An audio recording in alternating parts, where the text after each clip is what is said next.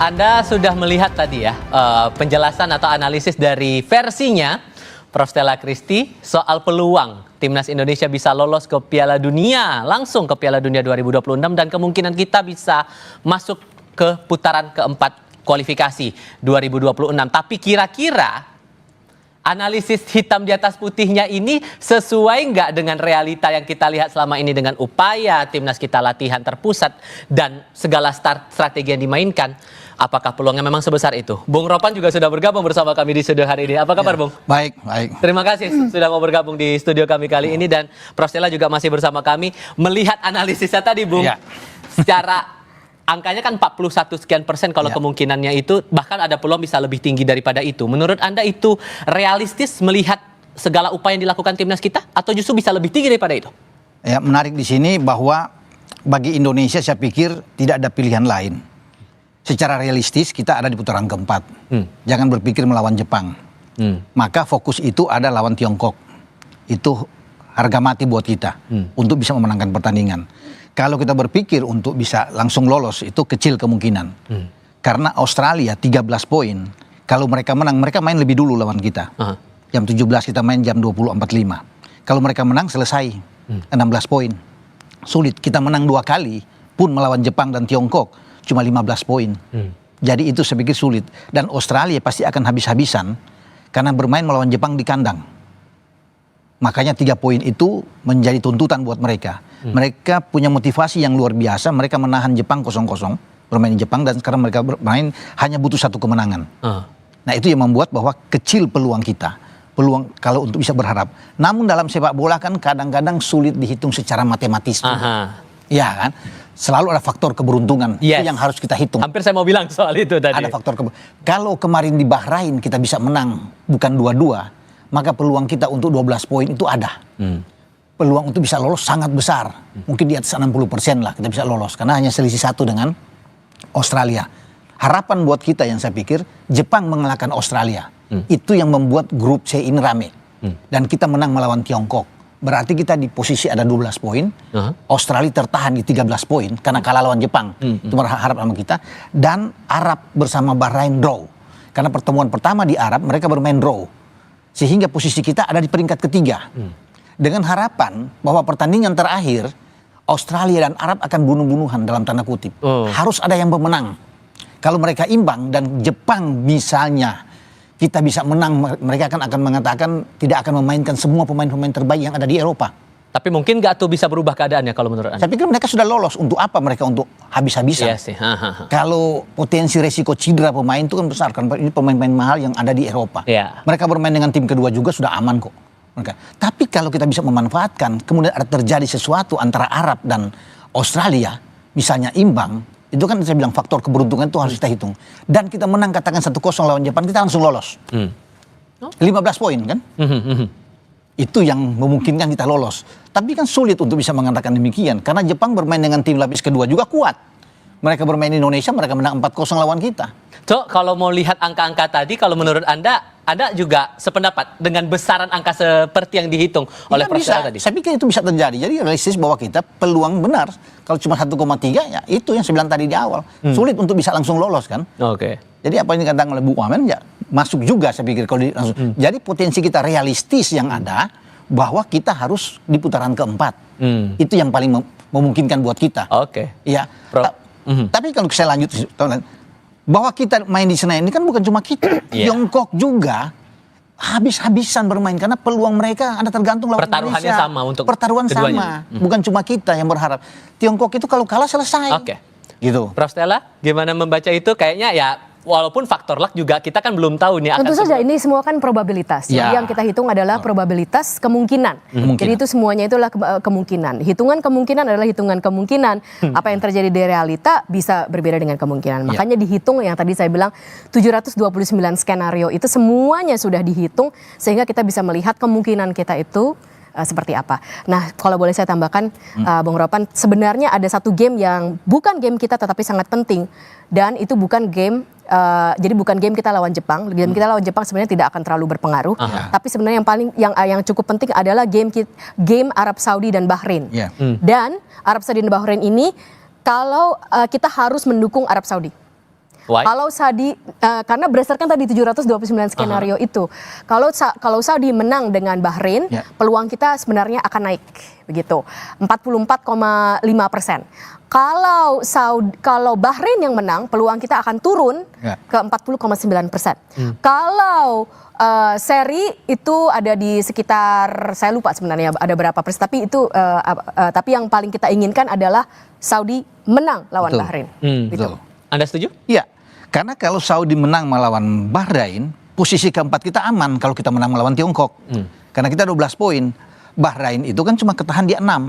Pertandingan terakhir, Bahrain itu jumpa dengan Tiongkok. Jadi kan akan sulit buat mereka. 3 poin pun hanya 9. Demikian juga dengan Tiongkok. Dapat 3 poin, cuma 9 paling minimal. Nah, posisi kita bagus kan, di 12. Jadi, posisi keempat itu sudah enak. Makanya kan konsentrasi penuh harus menang melawan Tiongkok. Dengan harapan yang Ibu Mamen bilang benar. Bahwa Bahrain kalah melawan Arab. Dan itu sudah pasti aman kita. Posisi keempat sudah segel. Betul. Sudah disegel sama kita. Susah untuk dikejar oleh Tiongkok dan Bahrain. Itu harapan kan. Tetapi pasti Bahrain juga akan punya kesempatan ngotot bermain di kandang.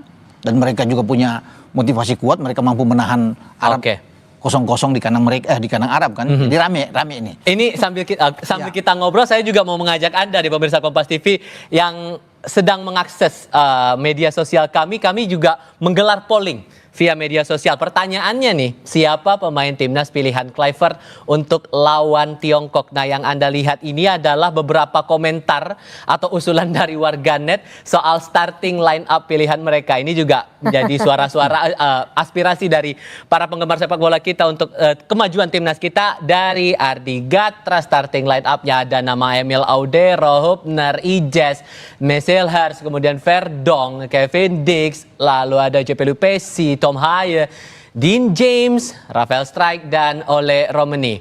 Itu baru satu.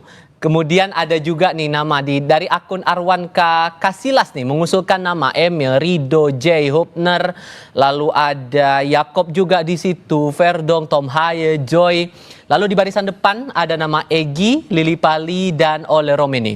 Satu lagi ada Ervan Ahmad Albar yang memilih nama Emil, Ijes, Hubner, Mes, Verdong, Kevin Dix, Lili Pali, Rafael Strijk, dan Ole Romani. Kalau buat Prof Stella, dari 3 opsi itu, mana yang kayaknya, ini kayaknya kemungkinannya bisa nih buat lawan Tiongkok nanti, atau punya versi sendiri nih? Saya belum punya versi sendiri karena saya belum hitung. Tapi saya yakin pelatih kita tahu, dan ini kembali lagi sebenarnya pilihan apa ini bukan berdasarkan perasaan tapi berdasarkan statistik. Jadi bisa dilihat dengan line up yang berbeda di pertandingan-pertandingan sebelumnya itu statistiknya seperti apa. Inilah kenapa saya juga bilang bahwa ini bukan karena tiba-tiba begitu, tapi seluruh tim internasional itu selalu pasti pakai statistik untuk melihat, termasuk begini untuk menentukan bagaimana line up kita yang paling membuka peluang. Kembali lagi itu dengan menggunakan statistik dari yang sudah terjadi sebelum-sebelumnya. Begitu. Dan menurut Anda posisi kita amankah untuk melawan Tiongkok nanti tanggal 5? Saya yakin. Kalau lawan Tiongkok kita pasti menang. Oke. Ya. Gimana Bung Ropan? Iya. Membaca karena begini, kita kan pasti belajar dari berbagai pertandingan yang sudah pernah kita lalui di putaran-putaran sebelumnya, dan kita ini udah sejauh ini loh. Apakah akan ada kemungkinan strategi yang berubah atau justru akan mengadopsi strategi yang pernah dipakai di pertandingan sebelumnya untuk melawan Tiongkok nanti? Saya pikir bagi Patrick Kluivert dia harus mempertahankan the winning team dia. Apa yang kita dapatkan ketika melawan Bahrain itu dia harus pertahankan dan tidak boleh diubah-ubah. Ya, kita bermain di kandang dan hanya Jepang yang mampu mengalahkan kita. Arab Saudi, Australia, dan Bahrain tidak pernah menang melawan kita. Dan mereka tidak mampu membuat gol. Kita clean sheet melawan mereka. Cuma Jepang. Jadi kalau dia mengubah the winning team kita itu agak beresiko juga. Jadi kalau apa yang saya lihat tadi dengan 3 opsi itu, saya agak berbeda. Gimana tuh?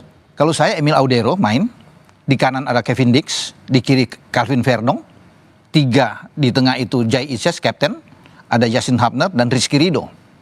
Kemudian di 2 gelandang itu dipakai Tom Haye dan Joe Pelupesi. Di depan Ole Romani, Yakob Sayuri, dan juga dengan Vano. ya Stefano Lillipali. Jadi ada 2 pemain yang bermain di Liga 1 yang sedang bagus-bagusnya.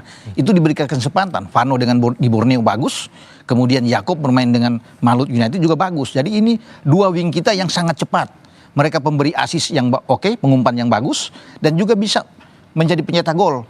Jadi ini enak buat Ole Romani untuk bisa menerima pasokan bola-bola crossing dari 2 pemain sayap ini, menurut saya. Tapi tentunya kan semua berpulang ke pelatih, karena pelatih yang menentukan, dia yang bertanggung jawab terhadap tim. Betul. Tapi nggak akan ada yang signifikan menurut Anda perubahan-perubahan untuk strategi? Nggak ada. Kalau signifikan, 99% dia akan coba untuk mempertahankan apa yang kita dapatkan menang melawan Bahrain. Mungkin kalau pergantian pemain pun cuma 1. Kalau ditanya di mana itu 1 itu, mungkin hanya di antara pemain belakang, ya itu 3 pemain belakang. Kalau bermain dengan formasi taktik dia 3-4-3, mungkin hanya akan berganti. Apakah Mes Hilgers akan masuk untuk mengisi posisi Rido atau mengisi posisi Yasin Hapner? Itu kan yang menjadi pertanyaan. 1 pemain itu. Kalau Jai Isis kan kapten, sulit untuk digantikan. Jadi saya pikir itu yang akan ada. Hanya 1 pemain itu yang akan coba terjadi pergantian. Kalau dia berganti 2-3 pemain, nah itu resiko berat buat kita. Saya tidak yakin. Ya, gitu. So ekspektasi Anda, Prof, untuk tanggal 5 nanti sebagai pecinta sepak bola, sebagai orang yang punya harapan bahwa timnas kita bisa lolos Piala Dunia, pengennya mau ngomong apa nih ke Coach Kluivert dan teman-teman nih buat tanggal 5? Sebenarnya saya mau bilang ke teman-teman, santai aja. Nikmati permainan. Nikmati permainan. Enjoy the game. Karena berdasarkan statistik, seri pun oke. Jadi sebenarnya nggak ada beban. Dan kita main di sini, di kandang. Pasti akan banyak dukungan dari tim kita. Dan berdasarkan bukti sains, dukungan moral dari pemain kandang itu berdasarkan statistik juga, kemungkinan menang bermain di tuan rumah itu, sebagai tuan rumah itu biasanya jauh lebih tinggi. Jadi tentu saja berikanlah yang terbaik, jangan ada pressure. Karena kalau ada pressure itu juga tidak baik untuk pemain kita. Nikmati permainannya, bermainlah yang paling baik, dan saya rasa kita akan menang. Optimis untuk kita bisa menghadapi Piala Dunia 2024. Apapun jalurnya ya, mau kita langsung lolos putaran keempat juga, putaran kelima juga kita harus yakin. Karena kita sudah sejauh ini bisa mencapai titik itu. Betul. Prof Stella, Bung Ropan, terima kasih ya sudah mau berbagi perspektif, analisis ya, termasuk kita matematika sedikit malam ini tadi dengan Prof Stella, tapi semuanya ringan-ringan saja dan semoga bisa dipahami juga oleh para penonton kita. Terima kasih sekali lagi sudah mau datang ke studio Kompas TV malam hari ini semuanya. Dan informasi lain kami hantarkan untuk Anda selepas jeda, termasuk tim Was Haji DPR yang